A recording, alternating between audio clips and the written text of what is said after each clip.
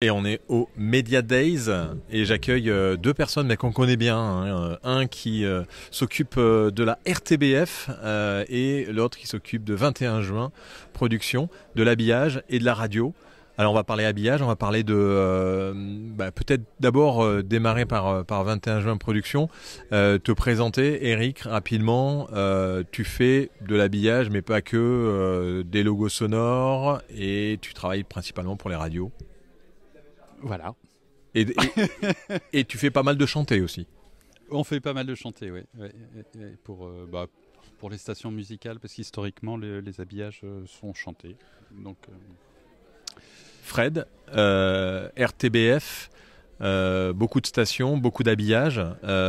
Et on est là pour parler d'un nouvel habillage de la première.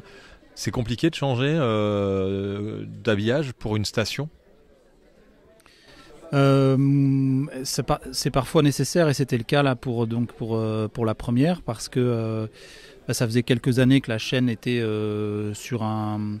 le format reste le même, c'est une chaîne généraliste orientée infoculture, mais il y avait un projet éditorial qui était différent et aussi très axé sur une nouvelle forme, sur un croisement plus important de l'univers de la culture avec l'univers info, parce que c'était deux univers vraiment hyper cloisonnés.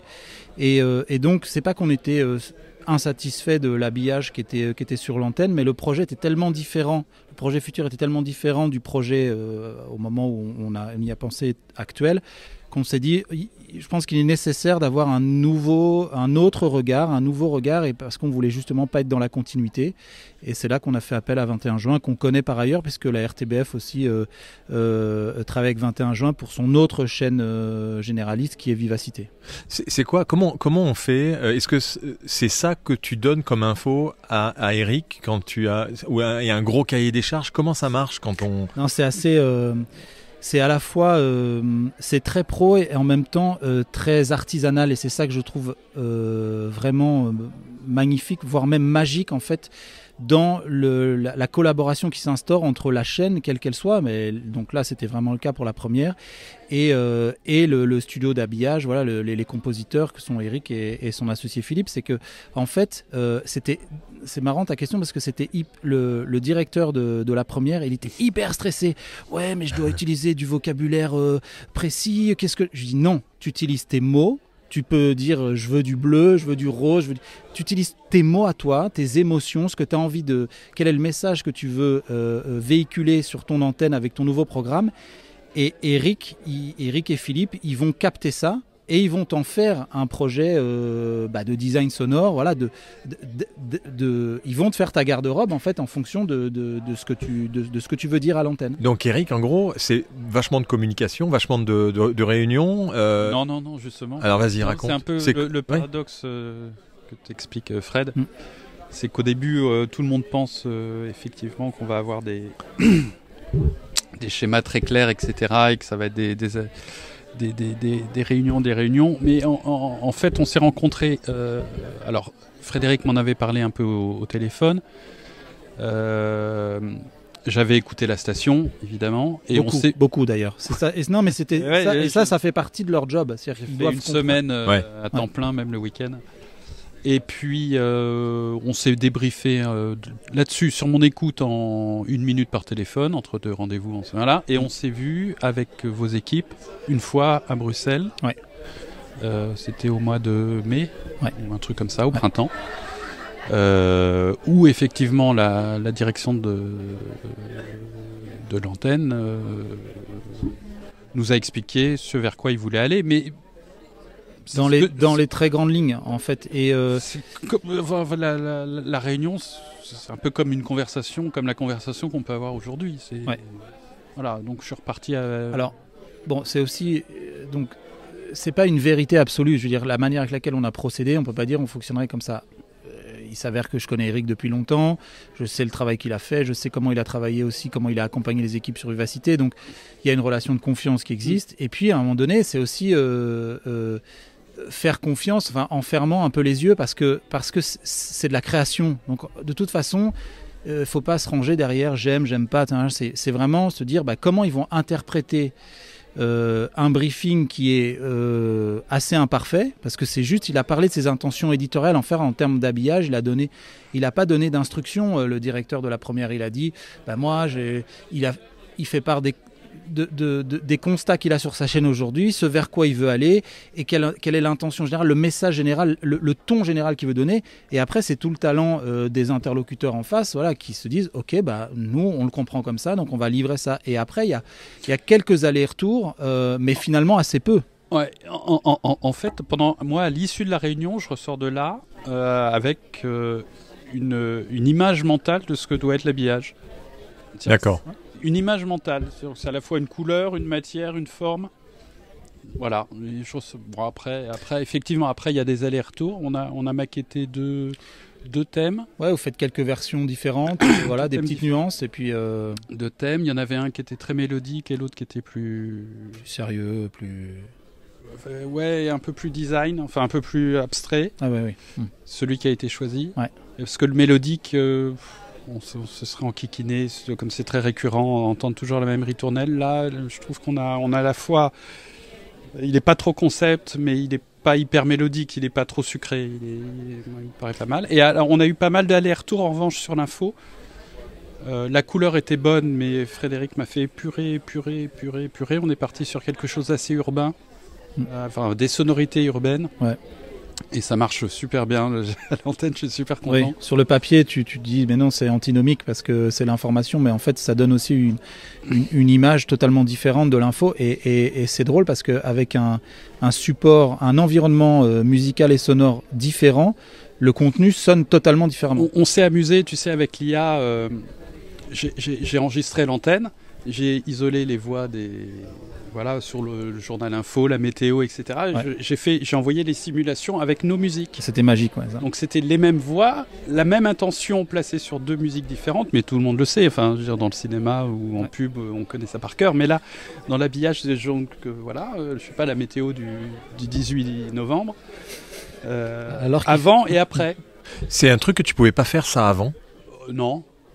Bah non. Bah si, en fait. Avant l'IA ? Ah non, mais il fallait que je demande aux clients les piges. Les piges sans... Ah oui, là t'étais autonome pour faire tes tests. J'ai enregistré la pige, j'ai mis ça dans la machine, la voix est sortie. Ah oui, d'accord. Et ça nous arrangeait bien parce que c'est du temps qu'on n'a pas à consacrer à ça, à dire on va lui fournir des éléments. On a donné quelques références en termes de prends cette émission-là, telle date, voilà, et après il a fait sa cuisine avec l'IA. Ouais, pour les tests, c'est génial. Et ça a bien rassuré tes équipes. À fond, parce que c'était sur leurs produits, c'était sur leur voix, exactement. Leur rythme. Ah ouais. Il y a une touch 21 juin, Fred ? Certainement, mais... je pose pas la question à Eric, parce que c'est plus difficile de répondre. Est-ce que je saurais la décrire En fait, je saurais pas dire. Je crois que c'est... Il y a le talent de la composition, mais c'est tellement d'autres choses en fait. C'est déjà la manière avec laquelle on est écouté, avec laquelle on va nous proposer des choses de manière un peu insistée parce qu'il y a une conviction de leur côté, et en même temps en restant très à l'écoute de nos remarques, de nos inquiétudes. Et Eric, il va pas jamais, il va dire mais si, c'est ça, c'est super, c'est ça qu'il te faut. En fait, il est très à l'écoute. Il va dire ouais, mais il va finalement retourner les choses avec des questions. Donc c'est plutôt la relation globale, c'est le talent, mais c'est aussi les échanges, l'écoute de sa part, des conseils, parce qu'on vient aussi chercher les conseils. On ne va pas juste chercher de la musique, on vient chercher aussi des conseils. Ouais. Ça prend combien de temps un projet comme ça, Eric, à mettre en place ? Alors là, on a donc travaillé sur un nouveau logo sonore, l'habillage du matin, des petits matins, donc tout ce qui est info, météo, trafic. Après, il y a eu des émissions, il y a eu 7 ou 8 émissions qui allaient du tourisme à l'actualité magazine. Oui, l'émission d'info du soir. Enfin, il y avait différentes palettes à créer autour de l'info. Et là, c'est 3 mois de boulot, ouais. Mais à plein temps. Enfin, oui, et toujours avec des délais last minute ou c'est prévu vraiment bien en amont ? RTBF, c'est organisé en général. Non. C'est bordé à mort. Ouais, voilà. Allez, pas toujours. Soyons honnêtes. Mais non, on a fait 90% du boulot. Et la fin s'est fait un peu en rush sur 2-3 émissions où il y a eu où on était en relation plus directe avec des journalistes qui cherchaient aussi. Donc on a cherché avec eux. Ouais. Et au final, en fait, tout ce qu'on a changé, c'était mieux après, quoi. Ouais, c'est vrai. Fallait changer. Vrai. Non, c'est vrai. Oui, mais donc voilà, c'est une histoire aussi, ça se passe en différents temps. C'est propre à notre fonctionnement chez nous, c'est-à-dire que d'abord, c'est une discussion entre Eric et moi. Moi, je chapeaute l'ensemble des radios, l'ensemble de l'offre audio de la RTBF. Donc, et il s'avère que, pour la petite histoire, je finance l'habillage. Donc, j'ai aussi un droit de regard là-dessus. Mais je veux laisser aussi une certaine liberté, une certaine autonomie aux chaînes, puisque c'est leur chaîne, c'est leur projet éditorial. Donc c'est pour ça qu'on fait les choses en deux temps. Moi je vais donner un brief très macro, et puis après il y a la rencontre avec le patron de la chaîne. En l'occurrence il y avait son adjointe aussi qui était là. Peut-être à un moment donné il y a eu le directeur de l'info de la chaîne. Enfin bon, il y avait quelques managers. Et puis, comme vient de le dire Eric, une fois que les managers ont un peu décidé, il s'avère que c'est remis entre les mains des utilisateurs de cet habillage et qui disent... Ouais, les chefs d'émission en fait. Ouais, et puis ils se disent bah oui c'est pas mal, mais enfin il y a différentes réactions, donc il y a des choses qu'on entend et il y a des choses qu'on rejette aussi directement parce que ça irait à l'encontre de l'image globale qu'on veut donner de la chaîne, mais il s'avère que parfois il y a des remarques très pertinentes et c'est eux qui enfilent cet habillage là, donc c'est hyper important qu'ils se sentent à l'aise avec. Quel est le retour auditeur? Est-ce que on a des remarques des auditeurs quand on change d'habillage? Ça nous est arrivé, mais c'est marginal. C'est très marginal. Est-ce que ça joue un rôle alors oui, dans l'évolution, c'est comme un peu une marque qui évolue pas avec un slogan ou avec une couleur. Hein. On a vu le McDo, où, on est ici donc au Media Days où on parle beaucoup annonceurs, beaucoup marques. C'est un peu pareil, hein. C'est pour aussi renouveler l'image. Et puis comment est mesurée la radio, hein, c'est du déclaratif, donc en fait il faut que la marque elle soit percutante. En fait, je pense, je suis pas un spécialiste ni de marketing, ni je suis pas une agence, une agence de com, une agence média. Je représente le média, mais on travaille la marque de la même manière. Les gens doivent retenir qui on est, ce qu'on fait, et quand ils seront éventuellement sondés, disent qu'ils nous ont écoutés plutôt qu'une autre chaîne. Donc, ça fait partie de l'exercice. C'est l'exercice complet de. Et puis, je crois que c'est quand même c'est presque la porte d'entrée, quoi, parce qu'il y a aussi il y a la promesse qu'on a, on communique sur ce qu'on fait, et après les gens ils nous écoutent, et ça fait partie d'un tout. L'exemple qu'a donné Eric sur la météo, c'est véridique en fait. Avec l'habillage précédent, le speaker de la météo, il annonçait un temps vraiment pourri. Et on ressentait comme tel. Et puis, en fait, il continuait à annoncer les mêmes mauvaises nouvelles, puisque c'était exactement le même fichier voix avec l'habillage d'Eric. C'était moins sombre, c'était beaucoup plus lumineux.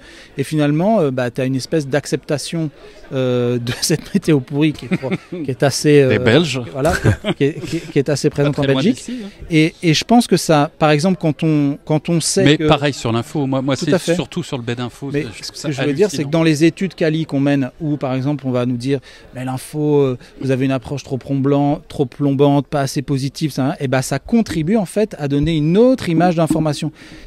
L'actualité, c'est les faits sont les faits. Quand c'est la guerre dans le monde, c'est la guerre dans le monde. Qu'est-ce que tu veux? Tu vas pas dire que c'est pas vrai.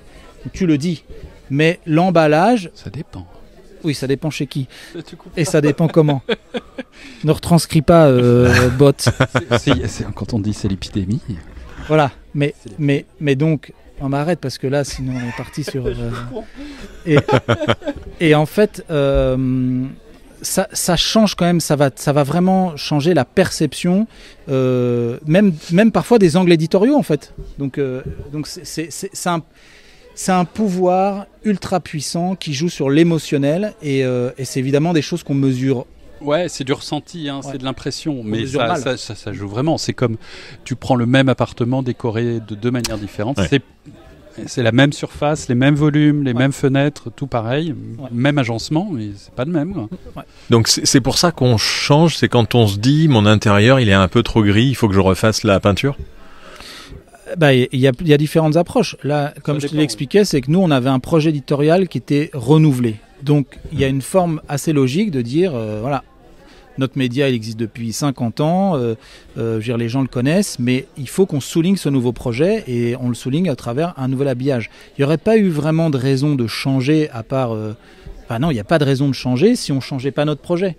Et par exemple, sur l'autre chaîne sur laquelle 21 juin travaille, qui est Vivacité, là on est toujours dans une forme de continuité. L'idée c'est d'être toujours dans l'air du temps. Ouais. Donc donc on n'a jamais rien changé fondamentalement. On a fait évoluer le top horaire parce que on le trouve plus assez moderne, on le trouve qu'il est plus dans les couleurs d'aujourd'hui. Voilà, les mais sonorités sinon, des jingles ont évolué avec la production. La mélodie reste la même, toi. Donc en fait, le logo sonore reste le même. On a pris la palette de peinture de couleurs et on a mis d'autres couleurs, voilà, pour que t'es pas perdu. C'est toujours Vivacité, mais en revanche, c'est plus en accord avec ce qui fait notre vie, l'air du temps. Voilà, tout à fait. Merci messieurs pour ce beau moment sur l'habillage et le changement de couleur d'antenne. C'est sympathique. À bientôt. C'était un super projet en tout cas. 3 mois de boulot, mais vraiment intéressant. Et je crois que les équipes étaient ravies. On peut pas dire le contraire. Non, mais si, parce que les équipes, ouais. Parfois on a des dossiers un peu pénibles, mais là c'est... Non, les équipes sont ravies, c'est bien passé. En effet. À bientôt, ciao. Ciao.